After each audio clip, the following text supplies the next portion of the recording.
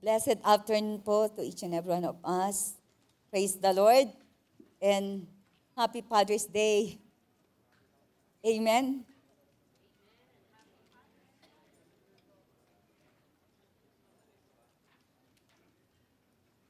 So, are you all excited? Amen. Praise the Lord. To God be all the glory as we move on po. Since today is the special day for every father, so let us move on po to the very message of God, which are the powerful influence of a godly father. Who among you have father today? Meron po ba? So the powerful influence of a godly father. So I do believe that every father are a precious gift from the Lord. Amen po ba? So in Proverbs chapter 20, verses 6 to 7, in New International Version, many a man claims to have unfailing love, but a faithful man who can find.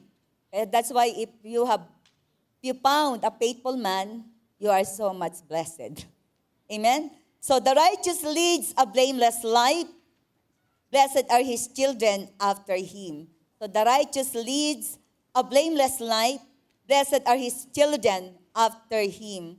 So in Amplified Bible, many a man proclaims his own loyalty and goodness, but who can find a faithful and a trustworthy man? So in New International, it was mentioned only the unfailing love, but here, loyalty and goodness and faithful and trustworthy man. So, verse 7, the righteous man who walks in integrity and lives life in accord with his godly beliefs. How blessed, happy, and spiritually secure are his children after him, who have his example to follow. That's why congratulations to all children whose father is a righteous man, trustworthy, and faithful. Amen? Amen? Wala kayong ngiti sa labi. And even to those wives, to all wives whose husband is a righteous man, whose husband is loyal and a faithful and trustworthy man. Who can find it? But I know and I believe that JIL people in North Calgary found already a faithful and a trustworthy man. Amen? Hallelujah. Praise the Lord. Amen? So, in the Bible, beginning in the Old Testament, even in the New Testament, the Father is the individual church with the greater task of transmitting through faith in the living God from his generation to the next. So, fathers in Israel were church to teach God's law diligently to their children, both formally and informally. A father's influence will not only impact his children, it will leave a lasting legacy with his grandchildren, his great-grandchildren, and his great-great-grandchildren. The values father passed on to her children, whether sinful or godly, will be passed on to their children in the future. In the future. So it will pass. So the father God has given the greater task, amen? The greater task of transmitting through faith in the living God from his generation to the next. So every father will leave a lasting mark, a powerful influence on his children. Legacy isn't confined to a will or an inheritance. Yeah? Who among you have the will already? And then you have some inheritance for your family. So, according to Tudor F. Back to the Bible program broadcaster says, the one man who had the greatest effect on my life was my father. He taught me on the necessity of absolute dependence on Christ for a useful Christian life. So is that true to all of the beloved children who are sitting here? Is your father the man who had the greatest effect on your life? Raise your hands.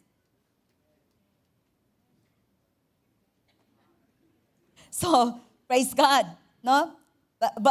So, according to Billy Graham, he once said that a good father is one of the most unsung, unpraised, unnoticed, and yet one of the most valuable assets in our society. But today, I do believe, hallelujah, that a good father is the most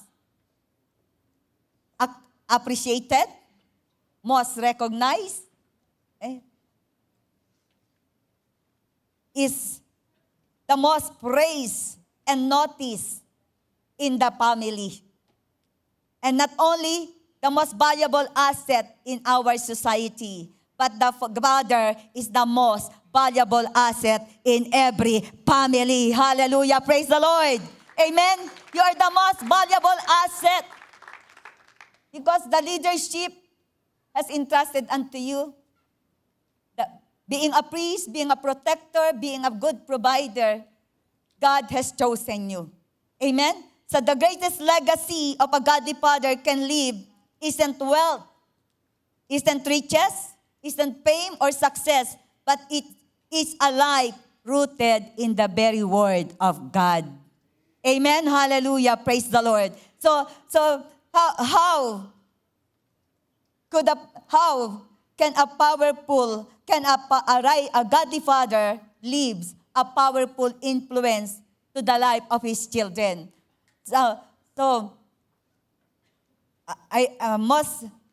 Kahit pa sa Pilipinas, naririnig natin, like father, like son.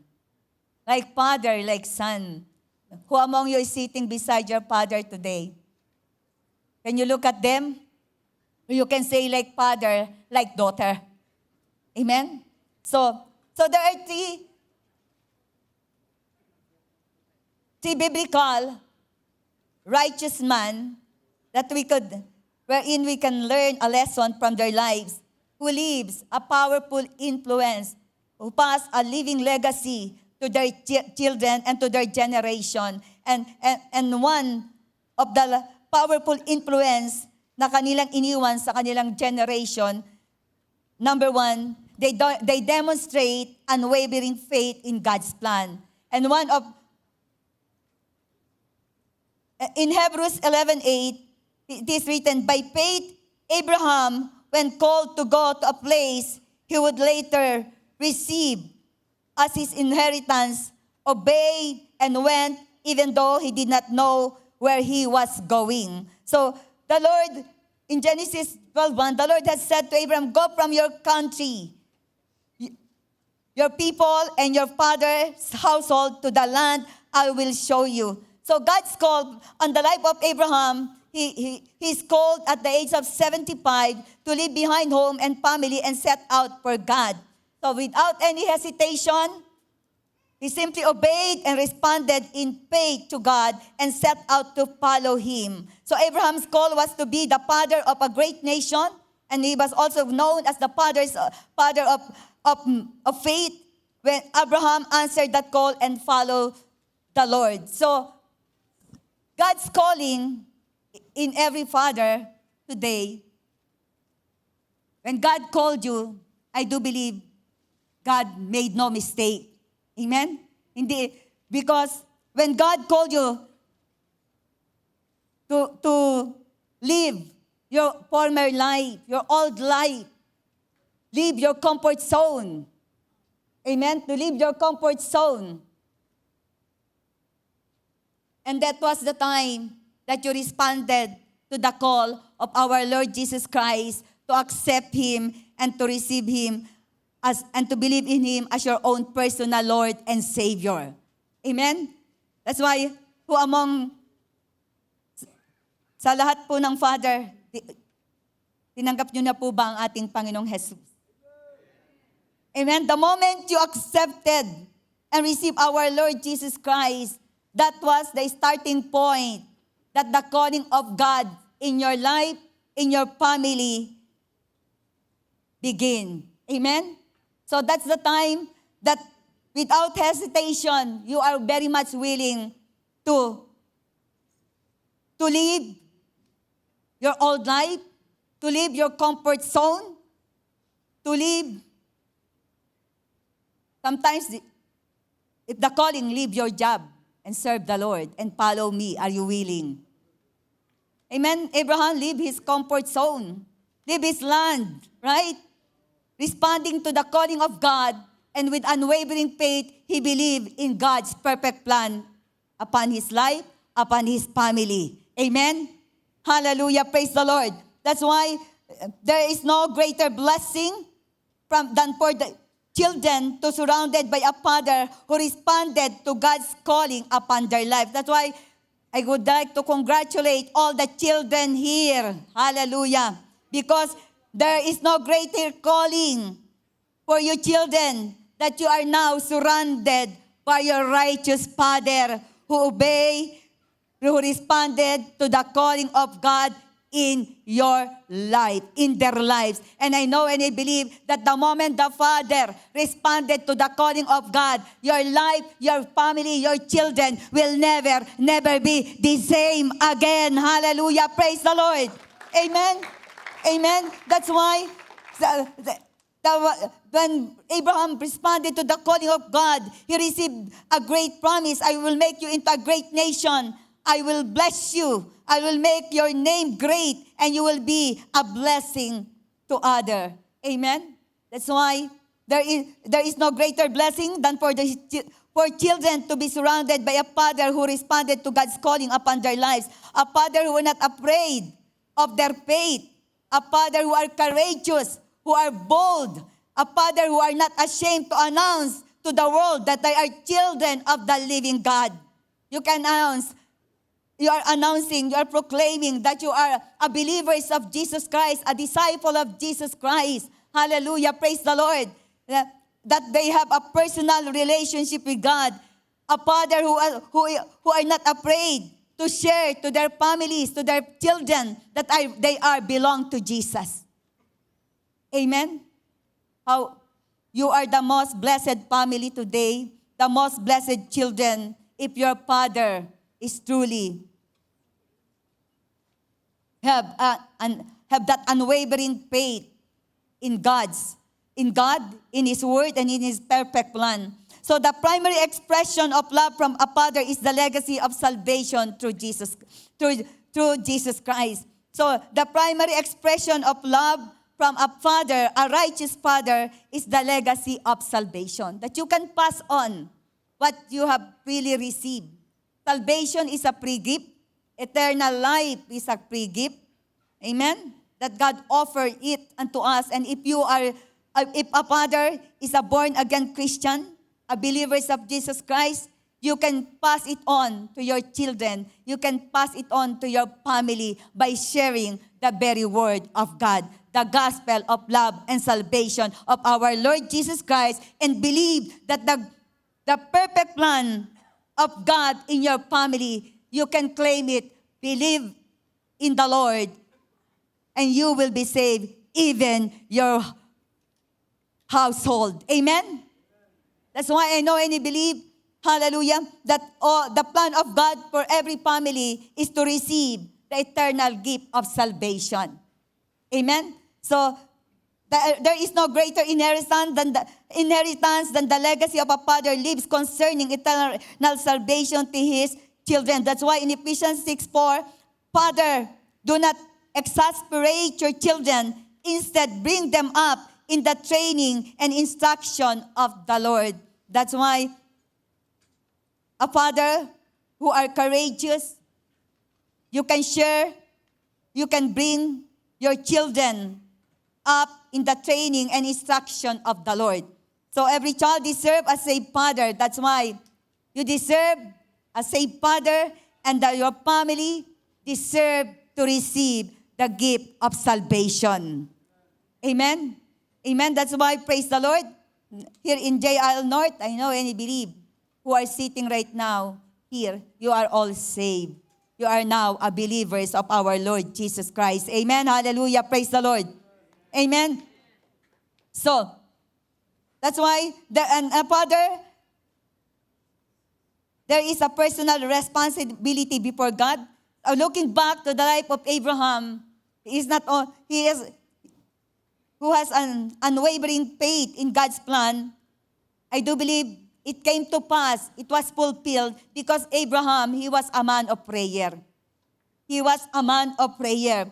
A man of prayer. This is seen in that every time he moved, he erected an altar to God, and there he sacrificed and prayed.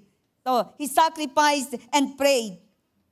In Genesis 12:4, from there he went on toward the hills east of Bethel and pitched his tent with Bethel on the west and Ai on the east. There he built an altar to the Lord and called on the name of the Lord. How blessed are the children, how blessed are the family whose father and whose parents built an altar for the Lord. Amen? Together. The family that prayed together. Stay together. A family, a prayerful father or a prayerful family is a powerful family. Amen. Hallelujah. Praise the Lord. Amen. That's why he built an altar. Even in Genesis 13:4, Genesis 21:33. So he called on the name of the Lord, the eternal God. That's why wherever Abraham goes, he always called on the name of the Lord. That's why, who among you who has a prayerful father? A father is a priest. You are called to be a priest of the family. And God called you to become the leader. No? Not only the leader, but also a priest who will lead your family in prayer. You will draw your family closer to God. Amen? So, the father or the parents here, you cannot protect your family 24/7. No? Because you are limited. But you can protect them. You can protect them 24/7 through your prayer and intercession to your children. Amen. Hallelujah. Praise the Lord. Amen. He that dwell in the secret place of the Most High God will abide under the shadows of the Almighty.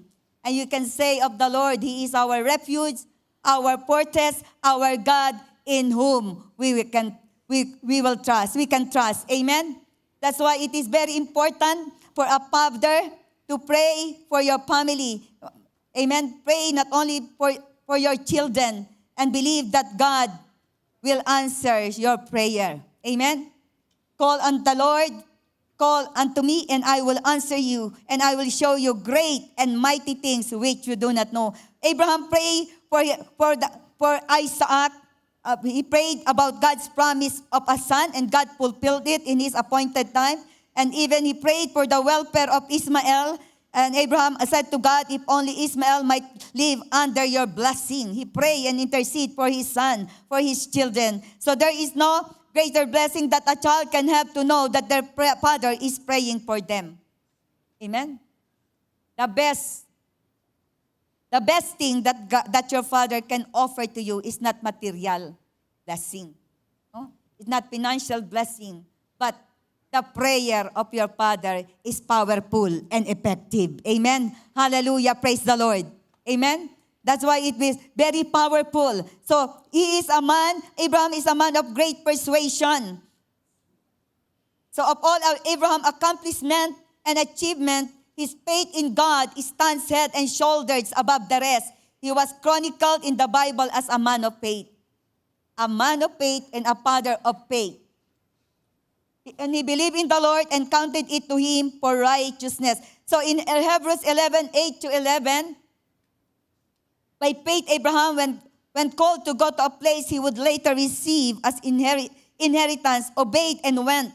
Even though he did not know where he was going, by faith, he made his home in the promised land like a stranger in a foreign country. He lived in tents as did Isaac and Jacob, who were heirs with him of the same promise. For he was looking forward to the city with foundation, whose architect and builder is God. And by faith, even Sarah, who was past childbearing age, was enabled to bear children because she considered him faithful who had made the promise. So, when God called you, you can be assured that the God will not abandon you.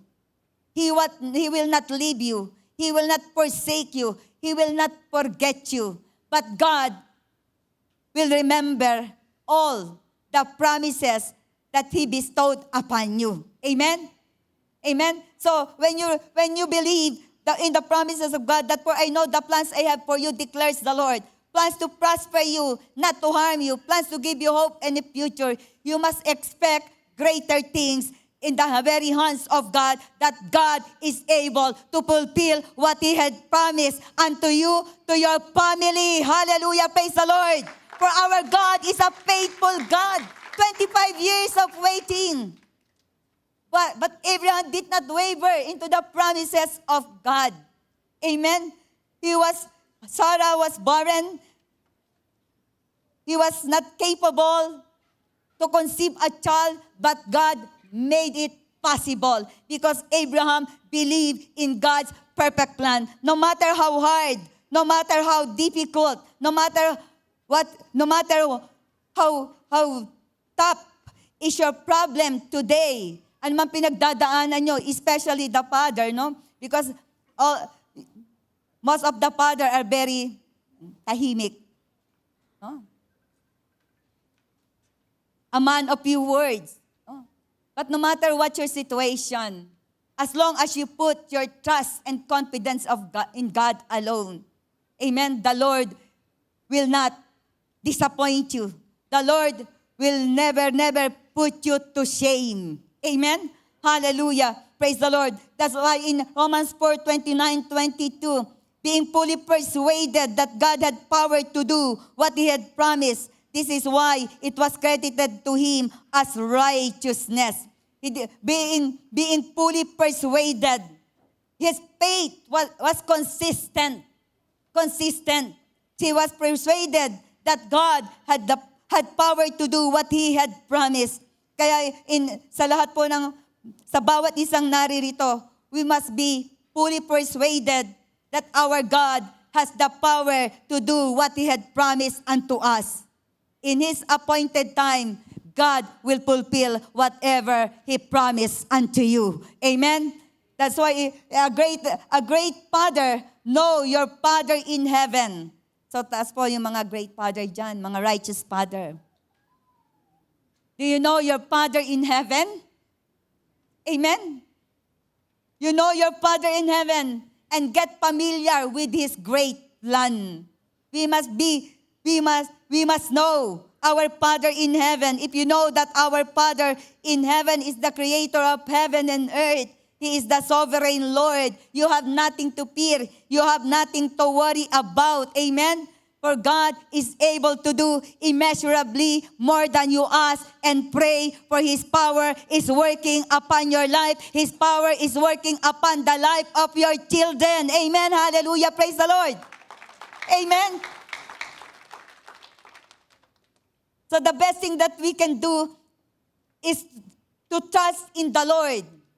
I encourage all the father here, even the parents. I encourage all of you to trust in the Lord with all your heart and do not lean on to your own understanding, but in all your ways acknowledge Him, acknowledge God, and He will direct your path. He will direct the path of your children. Amen? So, demonstrating unwavering faith of a righteous father in God's perfect plan can inspire his family to trust in the divine purpose that guides their lives. Kaya, it is very important for all the father, your your powerful influence that you can pass on to your children is showing them your unwavering faith in God's perfect plan. I know and I believe most of the father, the reason why some father, some daddy, tatay, amang, itay, diba? You leave your country, you leave Philippines, go to other country, work as a TFW in abroad, just to fulfill your plan, your good plan in your children. But when you receive Jesus as your own personal Lord and Savior, decided to follow Him, and you decided to surrender your life unto Him, you are no longer the architect, the planner of your family. Amen? It is in the hands of God. I know you have a good plan in your family, but once you embrace the calling of God, you responded to the calling of God, I do believe God's greater plan, perfect plan in your family, in your children is greater, bigger, marvelous, wonderful. Amen. Hallelujah. Praise the Lord. Because God is preparing to your children the best and the brightest future. Amen.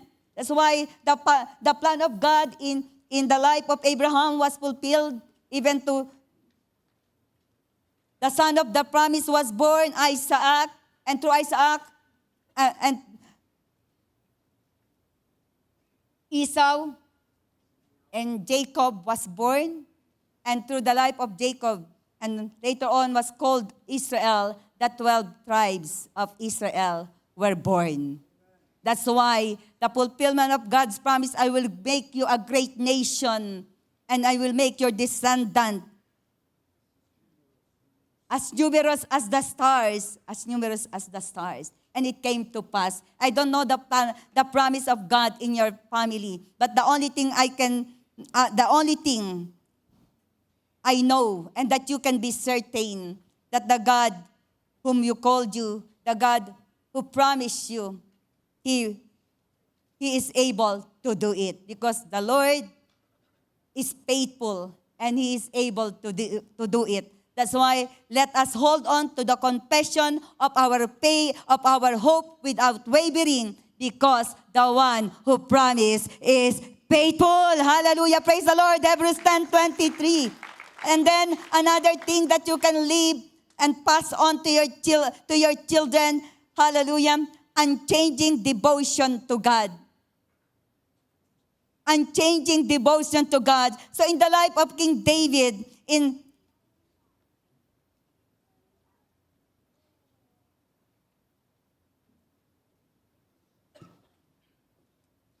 he passed it on, his unchanging devotion, he passed it on to King Solomon. So in 1 Chronicles 28:8-9, so now I charge you in the sight of all Israel and of the assembly of the Lord, and in the hearing of our God, be careful to follow all the commands of the Lord your God, that you may possess this good land and pass it on as an inheritance to your descendants forever. And verse 9, and you, my son, Solomon, acknowledge the God of your father and serve Him with wholehearted devotion. Can we say it? Serve Him with wholehearted devotion and with a willing mind.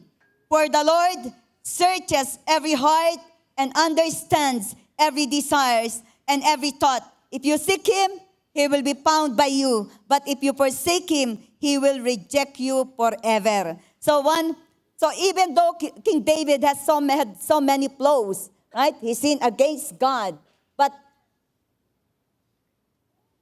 his life, if we truly know King David, if we are reading the Bible, we can say that he is a man with unchanging devotion to God. Amen?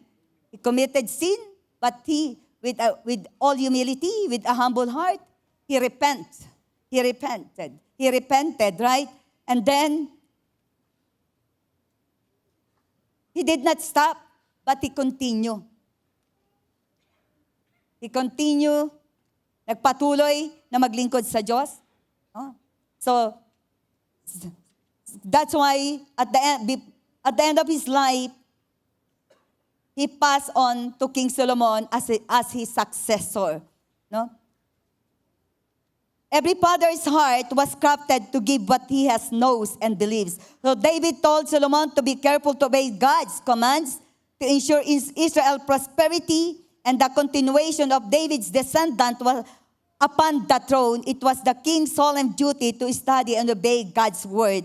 And even the task of building the temple of the Lord was passed on to King Solomon. That's why he said, acknowledge the God of your father, serve him with wholehearted devotion and with a willing mind. For the Lord searches every heart and understands every desire and every thought. That's why David, it is the father's duty to share his faith in the Lord and teach their children to obey God's commandment. And it is the father's responsibility, no? To encourage your children to serve the Lord in the ministry that God has called them. To never get tired in serving the Lord, to never quit, but with a wholehearted devotion, with a willing mind. Amen?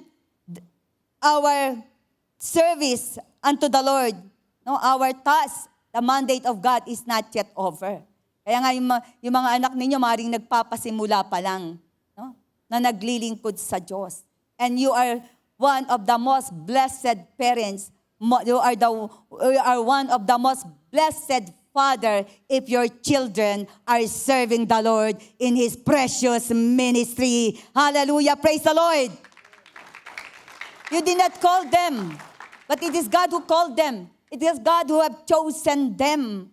That's why just like King David, with unchanging devotion, before leaving, before the end of his life, he encouraged Solomon. He encouraged Solomon to serve the Lord with wholehearted devotion, with a willing mind. He encouraged Solomon to finish the task. To finish the task. Amen?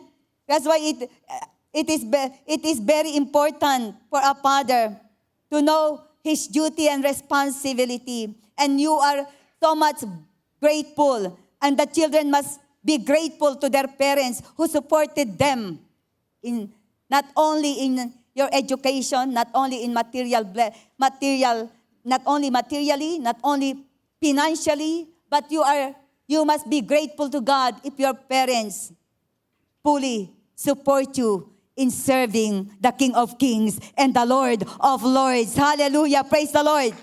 Your father is praying for you, encouraging you, no? To go on, to move on. So, in Deuteronomy 6:7, this commandment that I gave you today are to be on your hearts. Impress them up on your children. Talk about them when you sit at home and when you walk along the road, when you lie down and when you get up. So you cannot lead where you have not been. No? Father, even parents, and to those who are here today, you cannot live where you have not been.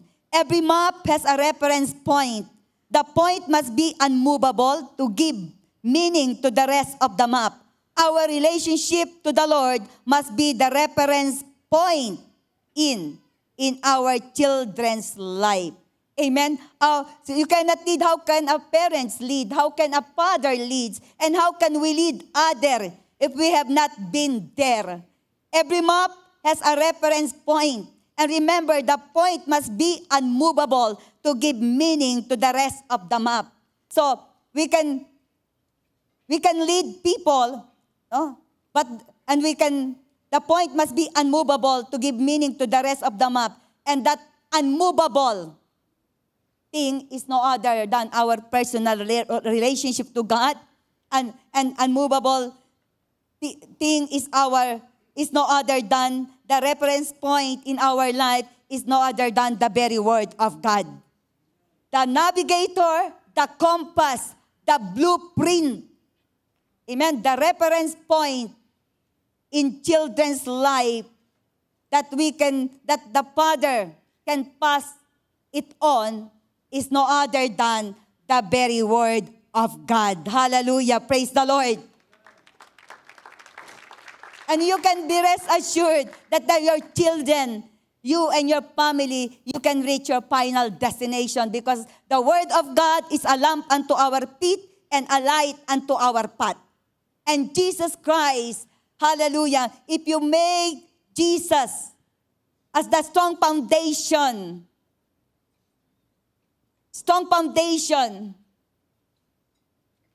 a firm foundation, the builders of your family, I know and I believe, no matter what happened, no matter how hard or difficult the problem, the trials you are facing through, no matter how tough is your battle, you will not be shaken, you will not be moved, but you will be like a Mount Zion that cannot be shaken, but abides forever and ever. Hallelujah, praise the Lord.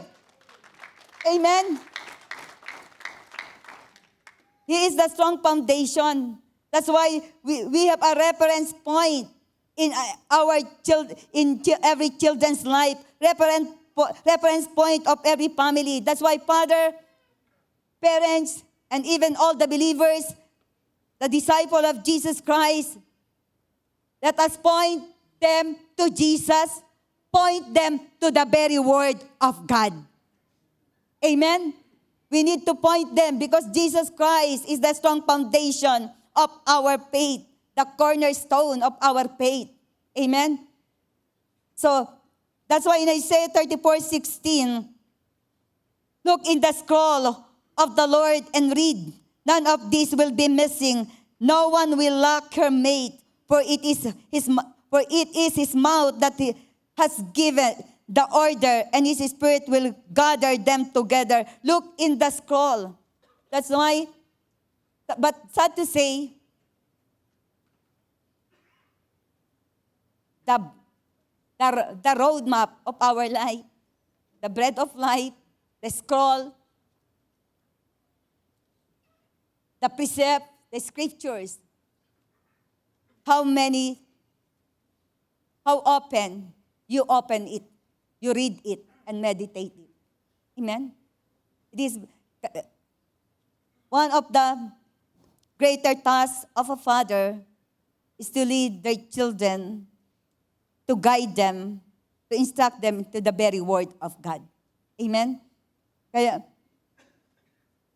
train up a child in the way they should go. When they get old, they will not depart from it. So, sabi,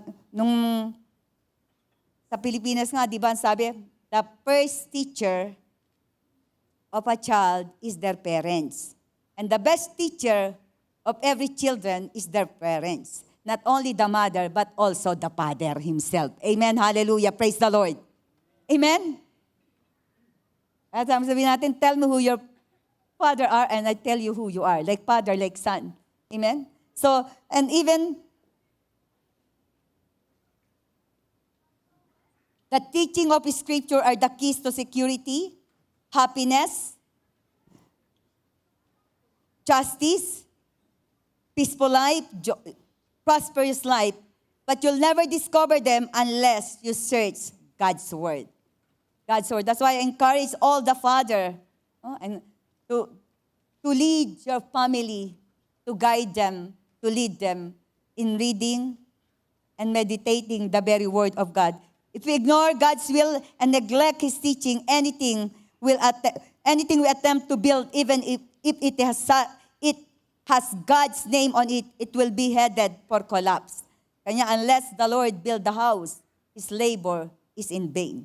So to be careful to do what the Lord your God has commanded you, do not turn aside to the right or to the left.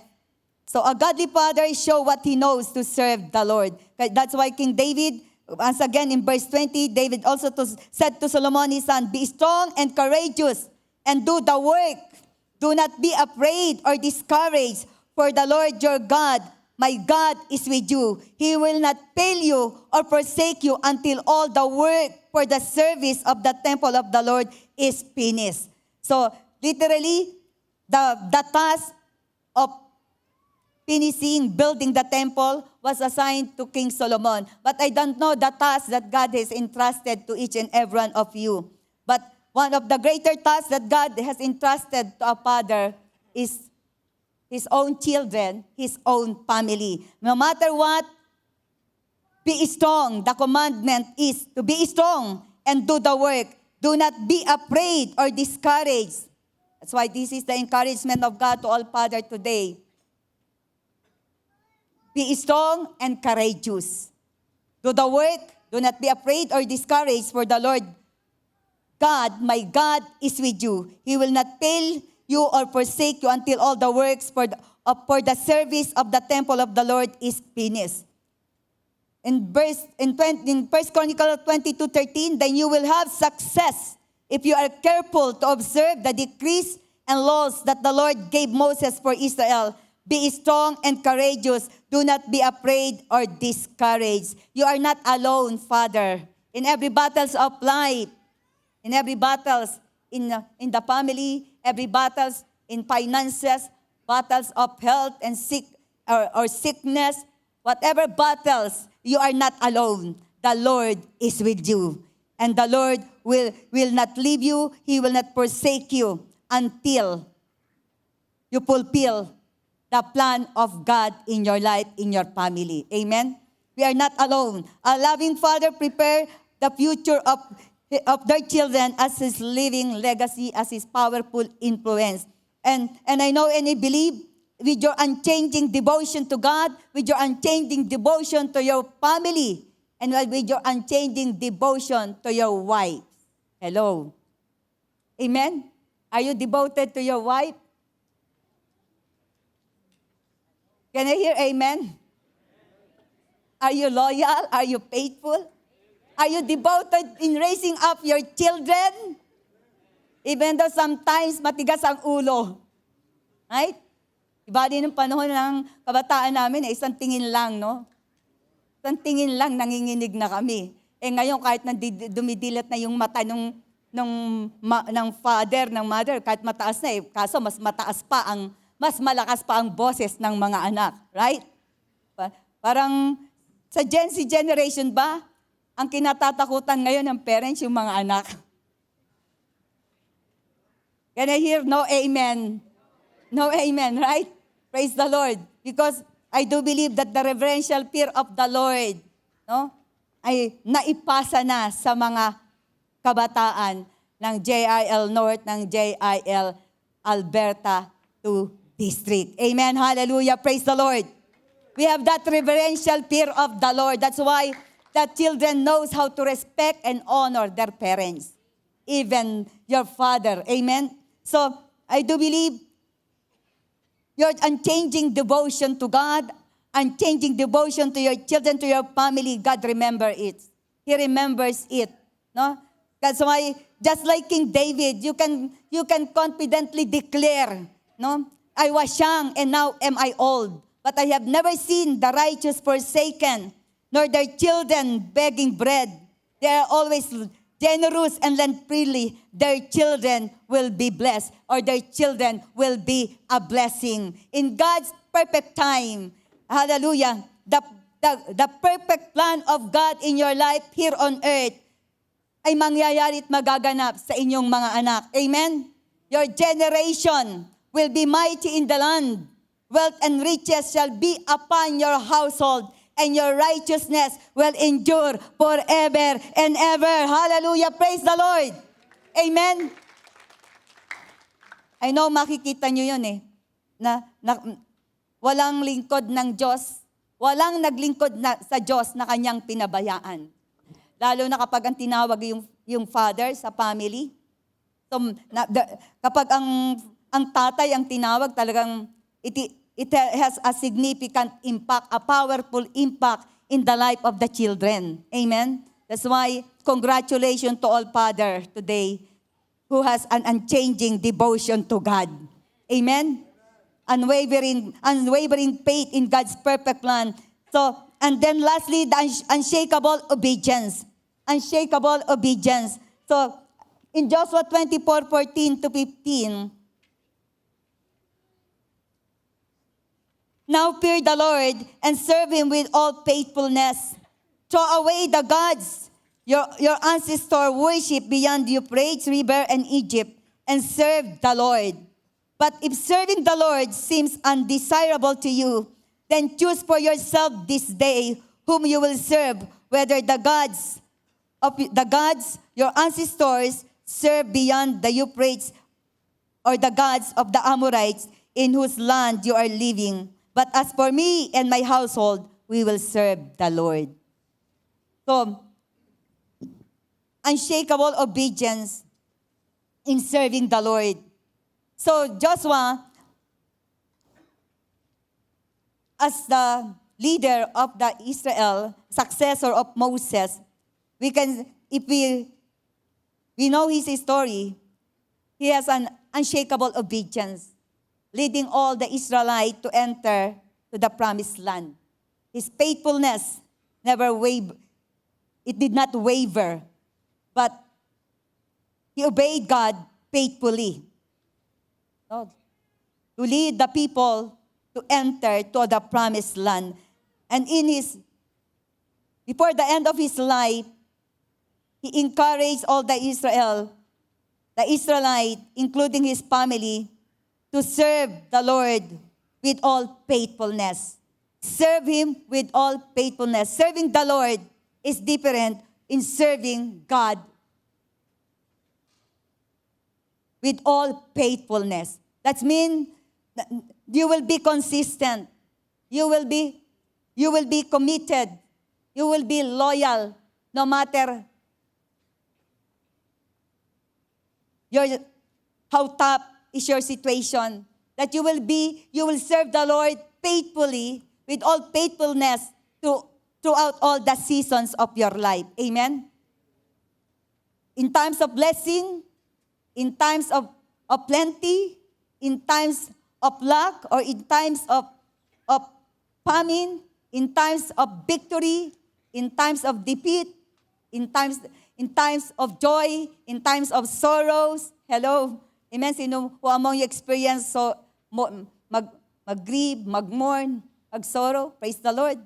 Amen? For our very courageous, bold, faithful, our provincial pastor, right?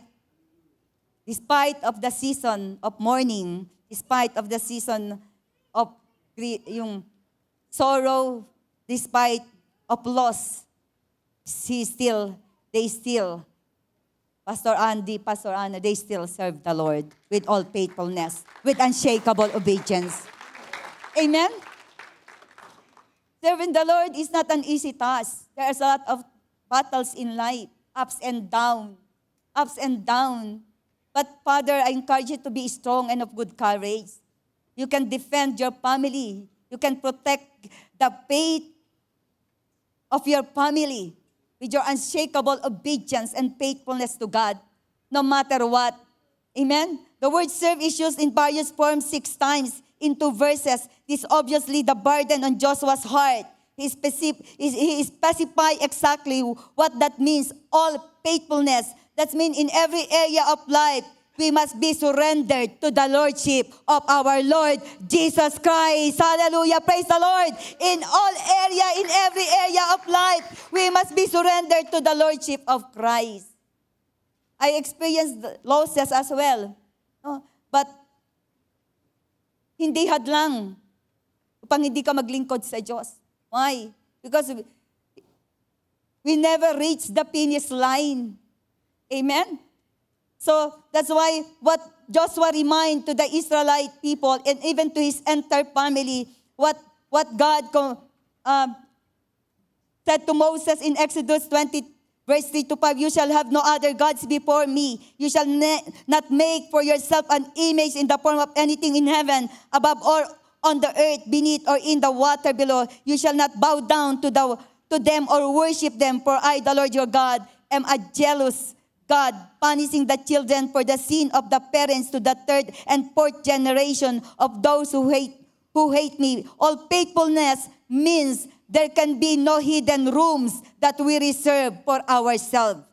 Amen. There is no hidden idol in our hearts. All faithfulness means we are allowing our Lord Jesus Christ to occupy our hearts and to occupy our lives. Amen? Hallelujah. Praise the Lord. And even in 1 Samuel 12:24, that be sure to fear the Lord and serve Him faithfully with all your heart. Consider what great things He has done for you. I know and I believe that the moment you serve the Lord, you cannot count your blessing because God bless you exceedingly, above and beyond measure, more than your beginning. And I know and I believe that you experience already great things from the hands of the Lord. Amen? So that's why Oswald Chambers said, watch where Jesus went. The one dominant note in his life was to do his Father's will. He is not the way of wisdom or success, but the way of faithfulness. Amen? Because Jesus Christ, our Lord, is the ultimate example that we can follow with unshakable obedience and faithfulness. Amen? He set an example that we need to follow as long as we are serving the Lord. Faithful fathers are necessary for stable families. They understand and undertake their role in the home as dictated by the Word of God. So choosing daily to serve the Lord. But if serving the Lord seems undesirable to you, and then choose for yourself this day whom you will serve. So whether the gods your ancestors served beyond the Euphrates, or the gods of the Amorites in whose land you are living. But as for me and my household, we will serve the Lord. Can all the obedient father, faithful father, can you declare it confidently today as you raise your hands? But as for me and my household, we will serve the Lord. So this one of the most famous statement in the Old Testament, and rightly so because it expressed the heart of a great leader, the heart of a great father at the end of his life. In these simple words, we find the will of God that we need to obey expressly stated. But as for me and my household, we will serve the Lord. And that is your father, that is one of your powerful influence to the life of your children.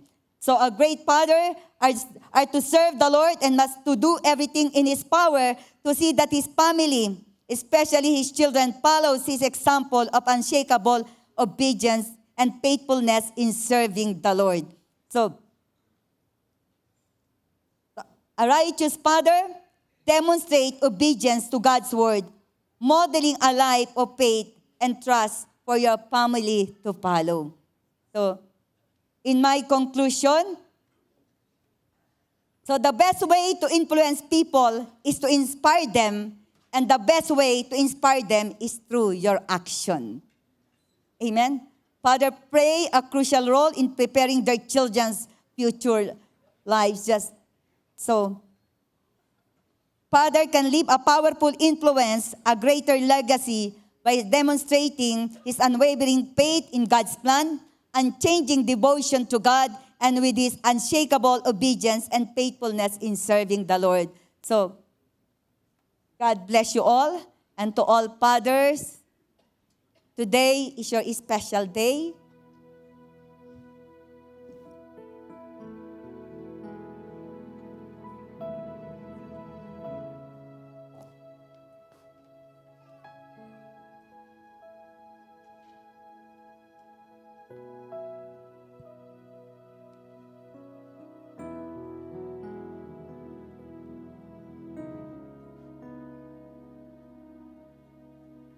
This is the best time. But once again, we honor all the Father. a time to remember them, to appreciate, a time to give thanks to them. And to all children who are here today, your Father is the best gift that God has given unto you. Every good and perfect gift comes from above.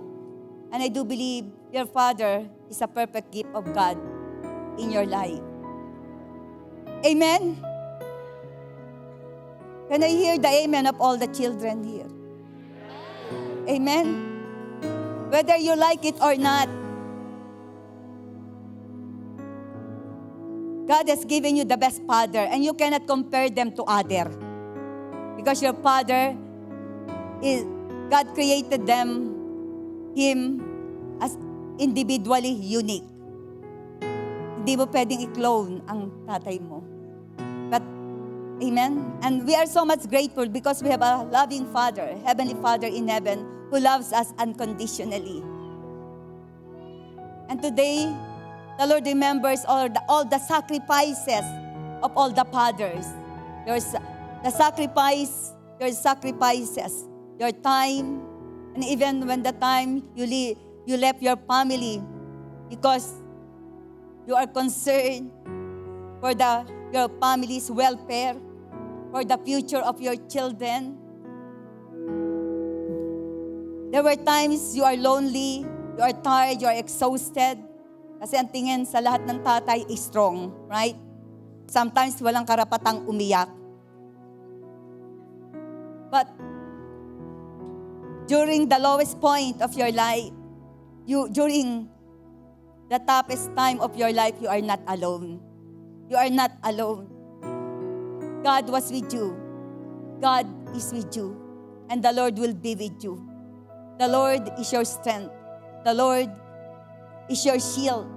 The Lord is your refuge. God is your refuge. God is your strength.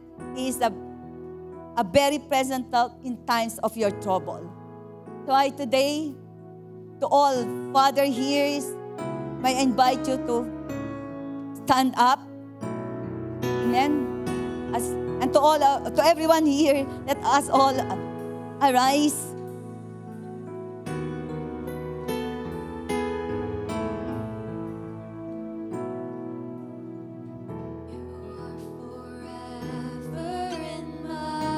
As we sing this song, may I encourage all the fathers, just come to the altar and together with your children. Cover me with your hand and lead me in your righteousness, and Hallelujah. look to you, and I wait on you. You are forever in my life. You see me through Yes, Lord. the seasons. Cover me with your hand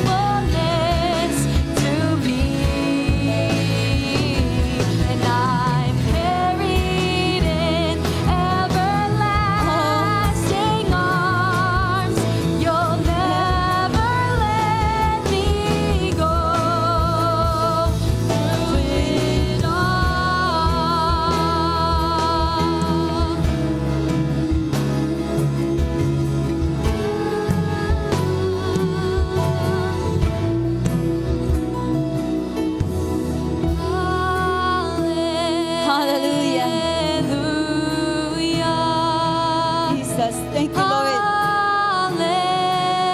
Hallelujah.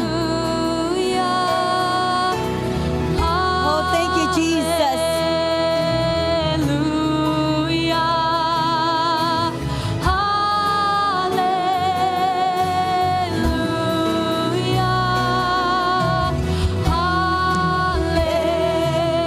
Oh, fill them with your power, Lord. Fill them with your presence.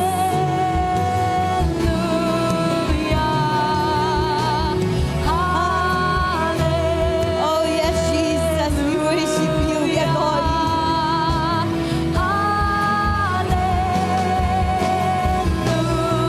And we sing to you, Lord, Oh, a hymn of love for your faithfulness to me. Hallelujah. Thank you, Jesus. Carried in everlasting arms, you'll never let me go. I'll sing to you, Lord, a hymn of love for your faithfulness to me. And I'm carried in everlasting arms. You'll never let me go through it all.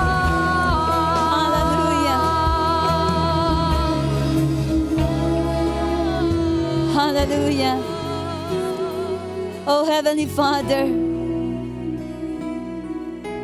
we are so much grateful for the lives of every fathers standing here at your altar. We thank you, Lord, for all their sacrifices.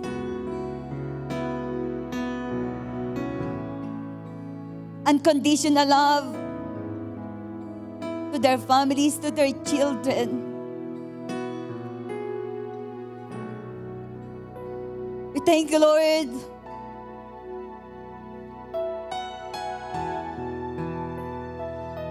for they are the best gift, the precious gift to their families, especially to their children.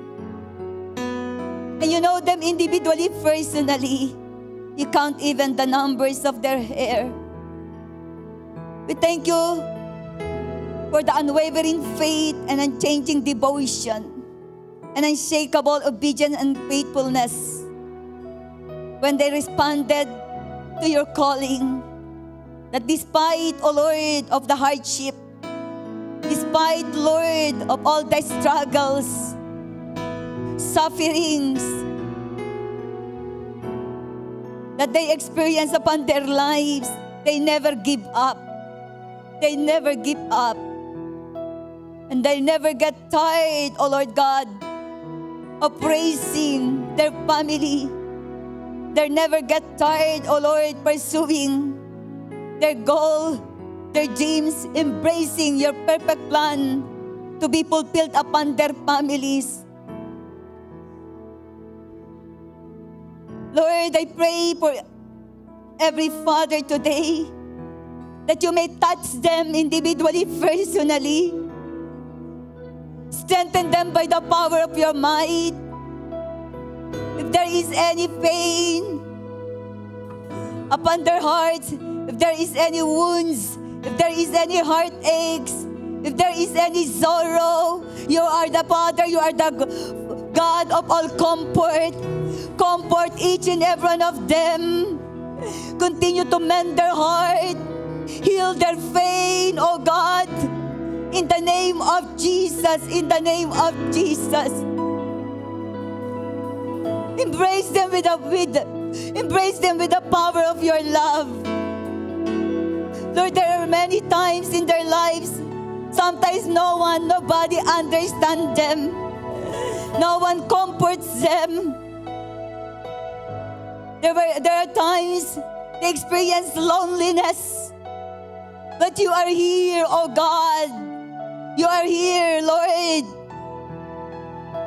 to touch them, to strengthen them, to empower them, to comfort them. Holy Spirit, fill them with your power. Fill them with your presence. And as you minister unto them, renew their strength like an eagle. As they wait upon you, renew their strength like an eagle, so that from now on they will run and not grow weary. They will walk and not be faint, oh God. For you are the God who gives strength to the weary and increases the power of the weak. And we thank you, Lord, that even today,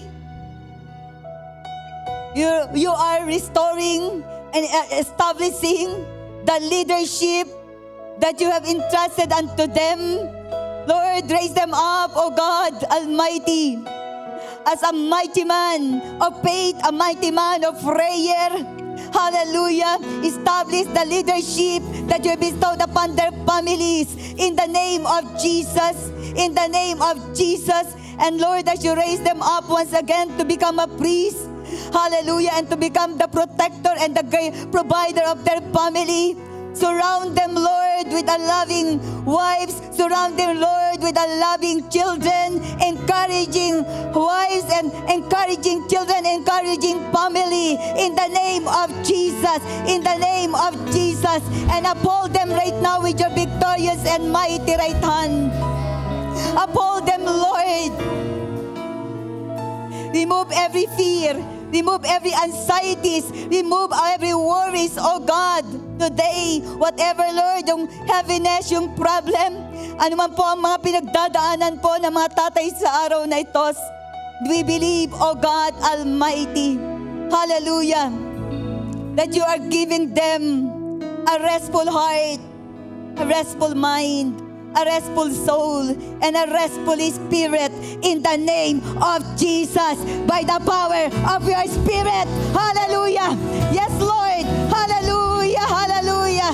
Oh, hala, sika baka santa, sika baka santa, sika baka santa. And we believe, oh God, that you can do everything upon their lives, and the plans of yours shall be thwarted. For you are the God who began a good work upon this father, upon all fathers today, together with their family, with their children, and you will carry it, you will complete it unto completion until the day you come, in the name of Jesus. And today, Father, hallelujah, I pray that you may release unto them your great favor, heavenly favor, and the favor of man will rest upon each and every one of them, in the name of Jesus, in the name of Jesus. And we speak blessing upon blessing to flow and to manifest upon their lives. And even we speak promotion and increase and a new beginning to every one of them, in the mighty name of Jesus. In the mighty name of Jesus. Father God, bless all the works of their hands. Preserve their going out and coming in from this time forth and even forevermore. Continue to draw them closer unto you and allow them to continually develop an intimate relationship unto you, declaring, oh God, that they will continually grow in the grace and knowledge of our Lord Jesus Christ. They will remain in you, Jesus, remain in your word until they finish the race well, until they reach their final eternity in heaven. In the name of Jesus, in the name of Jesus. And Father, we pray with long and satisfied life, even with an excellent health. We believe that you will give them long satisfied life. And you will continually satisfy them with your salvation in the name of Jesus. Father, give them an excellent health today. Hallelujah. Allow them to experience, oh God Almighty, a life of abundance in the name of Jesus. In the name of Jesus. Lord God, we thank you for every father today, and I give all the children a couple of minutes to pray for your father today. Release them your blessing.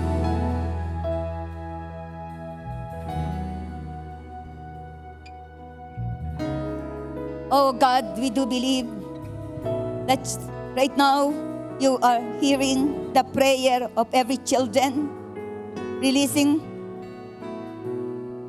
a prayer of blessing and thanksgiving to every father today.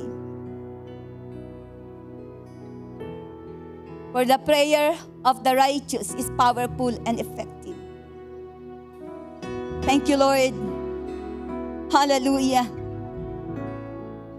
Continue to provide all their needs according to your own riches and glory in Christ Jesus. And even, Father, I pray, continue to enlarge the place of their territory and allow them to expand to the right and to the left. Protect them from any form of evil, and let your hands be upon them today. Hallelujah. And to all your people today who came here today, we believe, oh Lord God Almighty, that you will bless each and every one of them exceedingly, abundantly, above and beyond measure, more than we ask and pray today. For your power is working upon them. Whatever, Lord, the deepest desires of their heart, as they delight themselves unto you, you fulfill it today in the mighty name of Jesus. And today, it's a Lord, as they seek you first in your kingdom, all these things shall be added unto them in the name of Jesus. Hallelujah.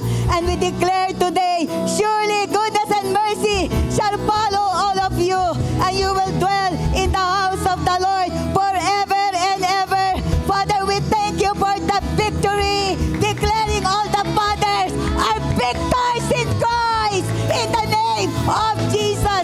In the name of Jesus, Lord, we give you the highest praise, the highest glory, the highest honor, adoration, and thanksgiving. In the mighty name of Jesus we pray. Amen and amen. To all children, it's time for you to say, thank you, Daddy. God bless you all.